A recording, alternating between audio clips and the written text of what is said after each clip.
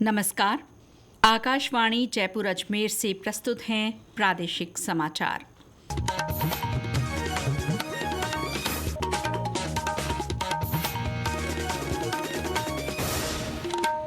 मुख्य समाचार।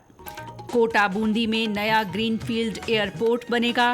केंद्रीय मंत्रिमंडल ने इसके लिए 1507 करोड़ रुपए की अनुमानित लागत के प्रस्ताव को मंजूरी दी। मुख्यमंत्री भजनलाल शर्मा दिल्ली दौरे पर, कई केंद्रीय मंत्रियों से मुलाकात की। राज्य के मुख्य निर्वाचन आयुक्त ने कहा, शहरी निकायों और पंचायती राज चुनाव की तारीखों की जल्द घोषणा की जाएगी। राजस्थान की मणिका विश्वकर्मा ने मिस यूनिवर्स इंडिया 2025 का खिताब जीता। और हरियालो राजस्थान अभियान के तहत 10 करोड़ पौधे लगाने का लक्ष्य पूरा कर प्रदेश की ऐतिहासिक उपलब्धि।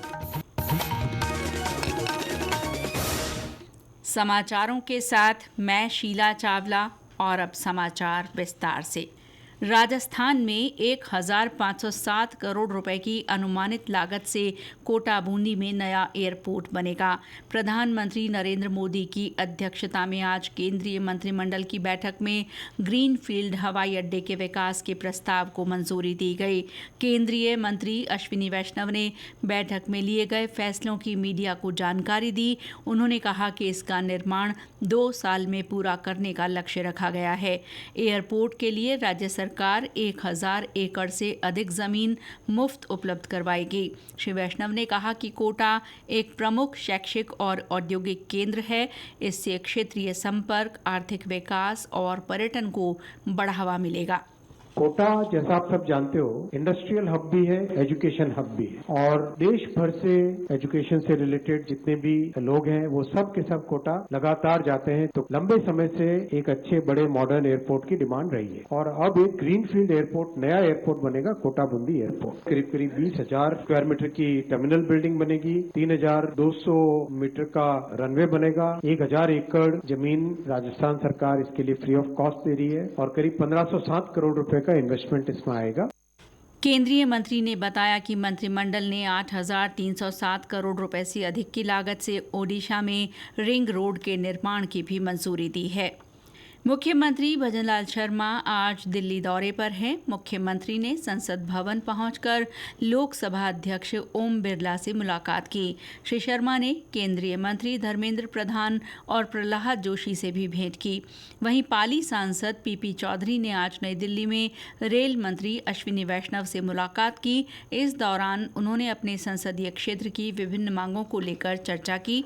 इसके साथ ही पाली से दिल्ली के लिए सीधी रेल सेवा शुरू करने और क्षेत्र के सभी स्टेशनों पर अति आवश्यक ट्रेनों का ठहराव सुनिश्चित करने सहित अन्य विषयों पर विचार विमर्श किया।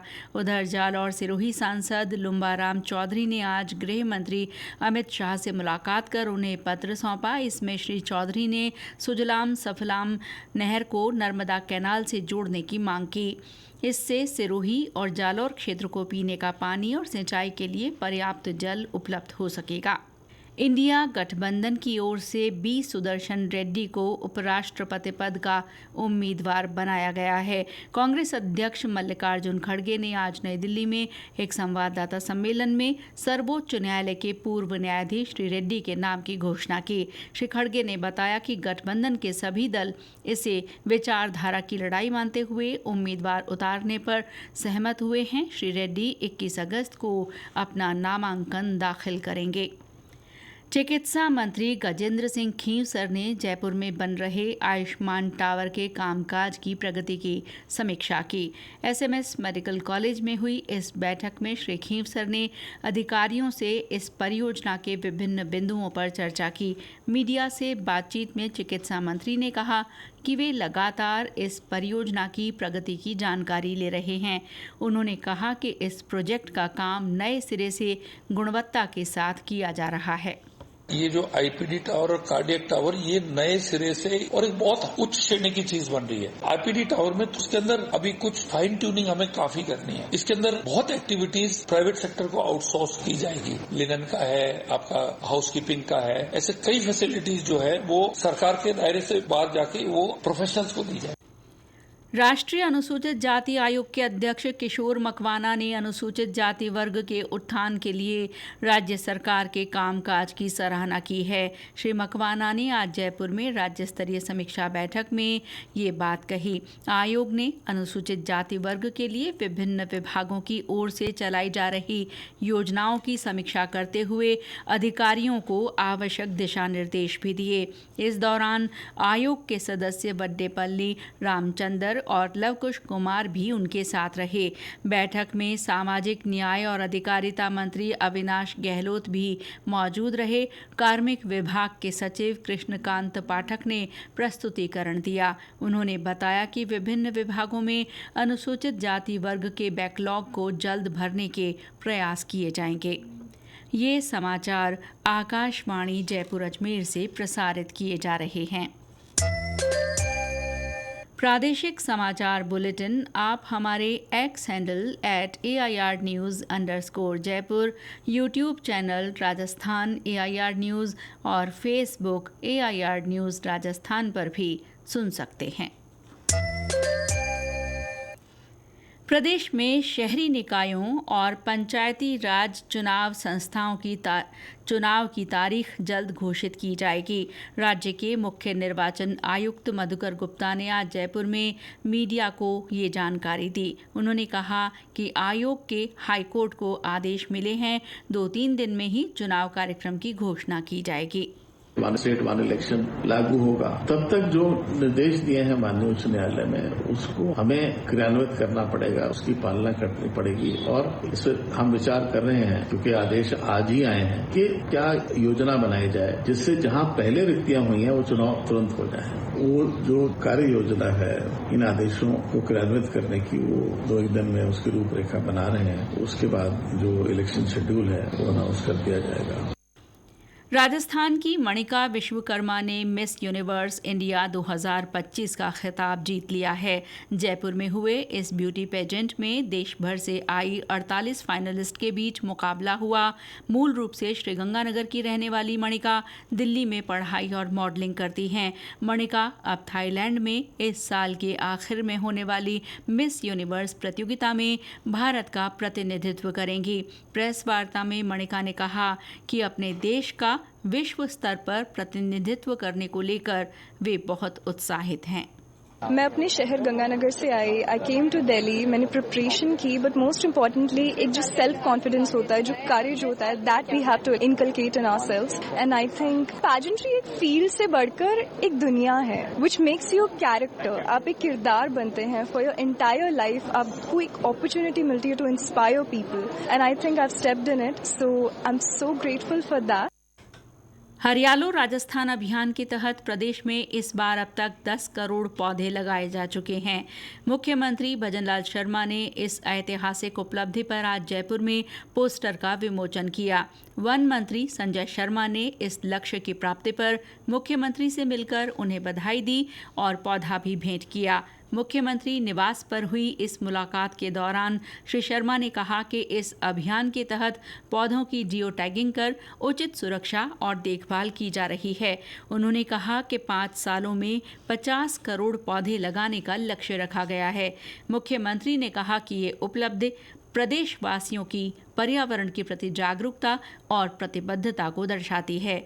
मुख्यमंत्री ने लोगों से ज्यादा पौधे लगाने की अपील की है।